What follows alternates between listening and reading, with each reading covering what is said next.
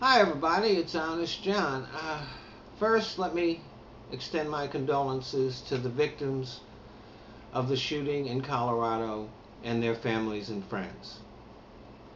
It's just awful and shocking and horrifying that so many lives can be impacted by one deranged person. And it's just a fact that sometimes these senseless incidents are going to occur.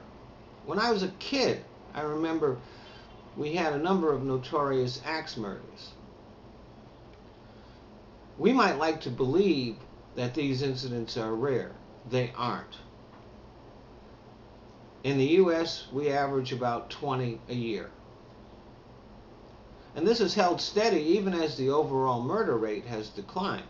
However, the number of victims of these kinds of incidents has increased because now they're carried out with semi-automatic weapons with clips holding large numbers of bullets. Now, the gun lobby would like us to believe that loose gun laws or concealed carry would somehow act as a deterrent to these crimes. They don't. Obviously, the motivations of maniacal killers are not affected by gun laws one way or the other.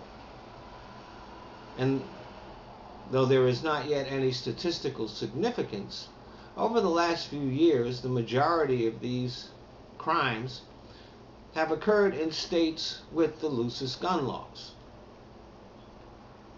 And there is no record of anyone with a concealed weapon stopping one of these crimes. They either die with their guns still in their holsters, or they do the sensible things and head for the exits just like everybody else. Now let me say one thing. Though these incidents, these crimes are done by mentally ill people, the majority of people with mental illness issues are not violent. They live their lives in their own private hell and don't engage in this kind of stuff. As a matter of fact, the people who commit these crimes usually have no previous history of violence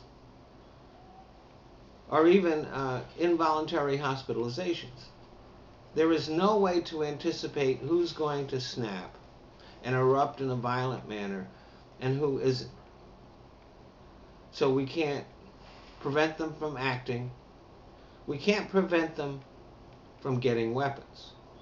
It's possible that if we made it more difficult to obtain automatic weapons, it might have some effect on these types of crimes. But obviously our politicians of both parties are way too cowardly to stand up to the gun lobby.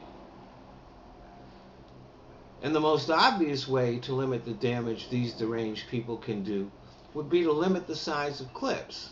James Holmes, the Colorado shooter, had a magazine that contained 100 rounds. But attempts to limit the size of these clips and magazines to 10 rounds have been successfully blocked by the NRA. And this is ridiculous. This should be no more controversial than wearing your seatbelt when you drive your car. So let me put it this way. 12 people were killed in Colorado, over 50 injured by James Holmes. I hold the NRA, the gun lobby,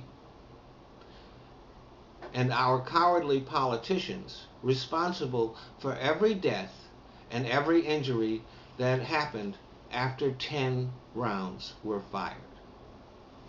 Thanks for listening.